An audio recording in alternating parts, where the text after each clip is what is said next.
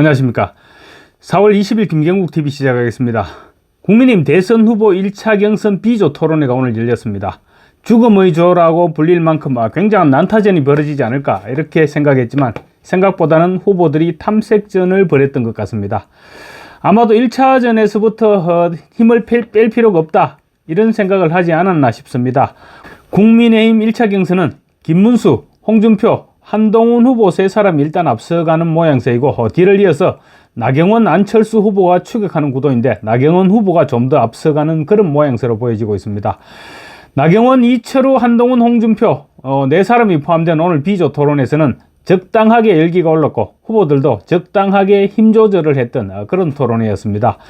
역시 집중 공격 대상은 한동훈 후보였습니다. 탄핵 반대파였던 나경원, 이철우, 홍준표 이 세 사람은 탄핵 찬성파였던 한동훈 후보를 겨냥해서 뼈 때리는 공격을 했지만 아직은 열기가 그렇게 뜨거워지지는 않았습니다.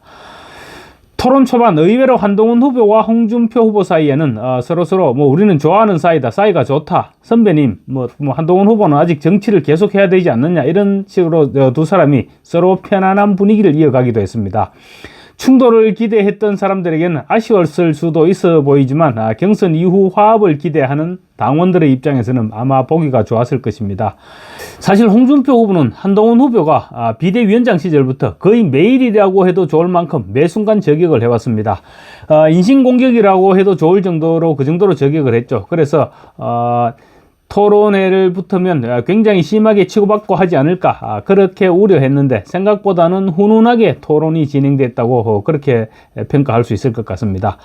두 사람은 1차전 통과가 무난하다 이런 생각에서 아마 완급 조절을 했던 것으로 보입니다. 한동훈 후보와 나경원 후보 간의 충돌도 생각보다는 심각하지 않았습니다.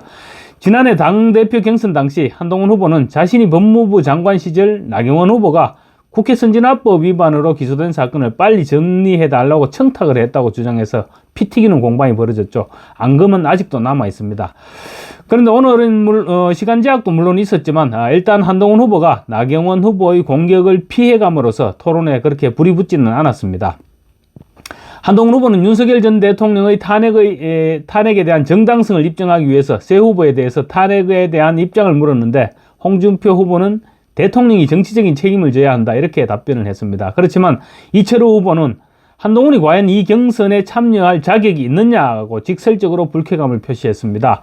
SNS를 통해서 윤 전 대통령의 계엄 선포가 정당한 권리를 행사한 것이라고 주장해온 이철우 후보는 지금도 같은 생각이냐는 한동훈 후보의 질문에 한 후보와 그 세력들이 탄핵 소추에 찬성하지 않았더라면 헌법재판은 아예 열릴 필요가 없었다. 그렇게 얘기하면서 한동훈 책임론을 거론했습니다. 이철우 후보의 답변은 굉장히 공격적이었습니다. 그렇지만 확전으로 연결되지는 않았습니다. 이 후보는 국민들이 국민의힘의 108명의 국회의원을 당선시켜준 것은 탄핵을 하지 말라는 이야기였다. 그런데 왜 경솔하게 탄핵에 들어갔느냐고 한 후보에 따져 물었습니다. 한동훈 후보는 탄핵이니 뭐니 그런 말을 할 자격이 없다. 우리 당 후보로 출마한 자체가 잘못됐다고 한 후보를 직격했습니다. 한 후보는 나경원 후보에게는 윤 전 대통령 측에서 신당 논의가 보도된 것이 있는데 어떻게 생각하느냐 이렇게 물었다가 오히려 폭풍 대치기를 당했습니다. 나 의원은 왜 대통령 후보 경선을 하는데 윤석열 대통령을 자꾸 끌어들이느냐. 나는 한동훈 후보가 내란몰이로 탄핵을 한 것 때문에 결국 이 지경을 만들었다고 생각을 한다. 그 당시 한 후보가 대통령이 내란을 자백했다 이렇게 얘기하면서 사실상의 내란몰이 탄핵을 선동하는데 가장 앞장을 섰던 부분에 대해서 굉장히 안타깝게 생각한다고 몰아붙였습니다. 이철우 후보는 국정원 출신답게 자유우파가 사상전쟁에서 밀리고 있다는 점을 지적하고 이념적 무장을 촉구하는 동시에 방첩청 신설을 주장했습니다. 오늘 토론에서 가장 강한 자유우파 이념에 성실했던 후보는 나경원 후보였습니다. 나 후보는 지금 이념 갈등이 해소되지 않고 있는 것은 결국 친북 세력들이 이 헌법 가치를 뛰어넘는 갈등을 유발하고 있기 때문에 이념 갈등 해소가 불가능해지고 있다 이렇게 주장을 했습니다. 특히 나 후보는 이재명의 민주당 일부 세력은 친북 세력이라고 단언하면서 국정원의 간첩 수사권을 빼앗더니 이번에는 공약에서 방첩사를 폐지하려고 한다. 그리고 국보법 폐지가 또 나오고 있다. 그래서 이번 대선에서는 중도 확장 이런 얘기를 할 것이 아니라 체제 전쟁임을 선포해야 한다고 주장했습니다. 연장선상에서 한동훈 후보를 겨냥해서 당의 스펙트럼이 넓은 것은 좋지만 국민의힘이 사교 클럽은 아니지 않느냐. 국민의힘은 이념정당이자 가치정당이다. 이번 선거는 보수가 통합되어야 중도로 나갈 수 있고 그 힘으로 선거를 이길 수 있다고 강조했습니다. 그러면서 한동훈 후보보다 자신이 이재명과 붙었을 때 경쟁력이 더 뛰어나다는 여론조사 결과를 들이밀면서 그동안 좋은 자리를 많이 했던 한동훈 후보가 이번에는 보수 통합을 위해서 그만두고 헌신하고 희생하면 어떻겠느냐. 이렇게 한동훈 후보를 몰아세웠습니다. 한동훈 후보는 나 후보님의 정치를 응원하겠다. 저도 국민을 위해서 꼭 필요한 위치에 있다고 생각한다. 최선을 다하겠다. 이런 말로 일단 싸움을 피해 나갔습니다. 한동훈 후보도 지난번 당대표 경선할 때는 자기 자신을 향해서 공격하는 부분에 대해서 참지 못하던 그런 것과 비교할 때 다소 여유가 생겼다. 이런 모습을 보여주고 있는 것 같았습니다. 나경원 후보도 헌신하거나 희생하지 않겠다고 했는데 한동훈 후보가 이번에 희생하고 헌신하면 굉장히 큰 정치적 자산이 되지 않을까. 그래서 그런 말씀을 드렸다는 말로 마무리하면서 역시 더 이상의 확전으로 연결되지는 않았습니다. 아슬아슬한 상황이 계속 이어졌지만 확전은 되지 않는 그런 장면이 계속 연출이 됐습니다. 나 후보는 또 조기 대선 사태까지 초래한 것은 의회 독재를 막지 못한 탓도 있지만 당을 하나로 만들어내지 못한 탓도 있다. 그래서 대통령도 대통령 노릇하기 참 어렵지 않았겠느냐 이런 생각을 한다고 말해서 한동훈 후보를 계속 겨냥했습니다.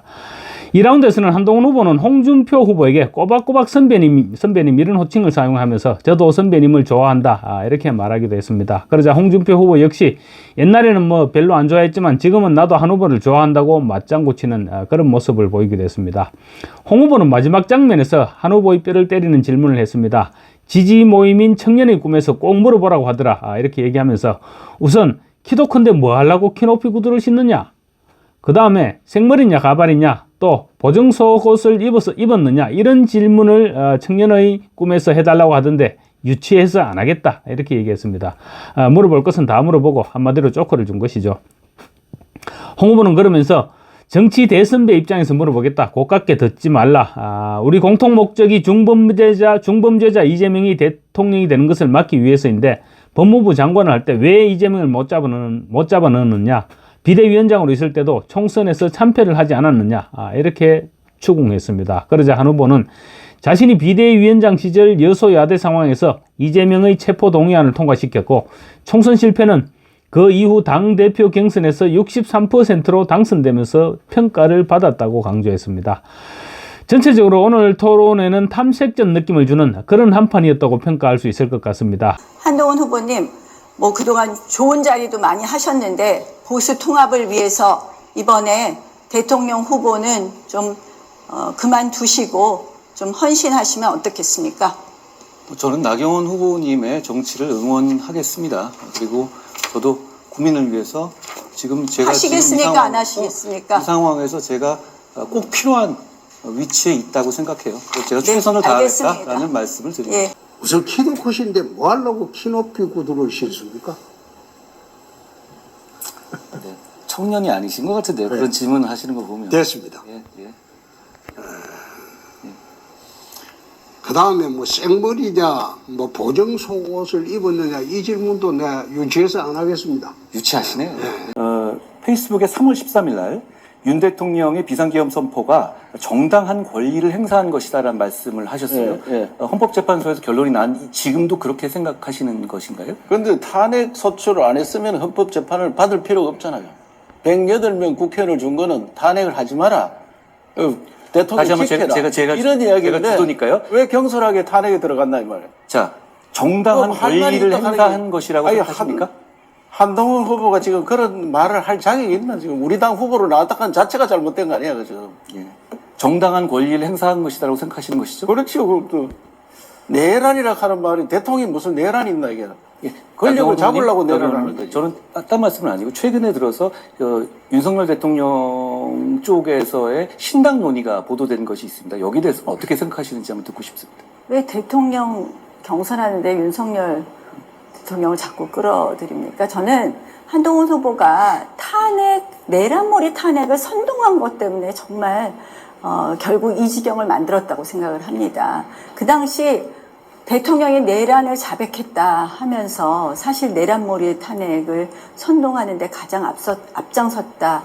굉장히 안타깝게 생각합니다. 한편 A조의 안철수 후보는 오늘 페이스북에 탄핵 전국에서 정광훈 목사와 보조를 맞추며 거부의 길을 함께했던 김문수, 나경원, 홍준표 후보는 이제 분명히 입장을 밝혀라.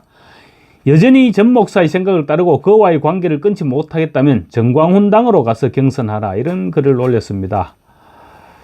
계엄령에 대해서 사고 나지 않고 탄핵 반대를 외쳤으니까 정광훈 당과 같은 입장이니 그곳으로 가라는 비난인 것입니다. 당내에서 상대방을 향해서 거구라느니 뭐니 하는 이런 비판을 하는 안철수 아직도 한참 멀었다 그런 생각이 들게 하는 그런 글이었습니다.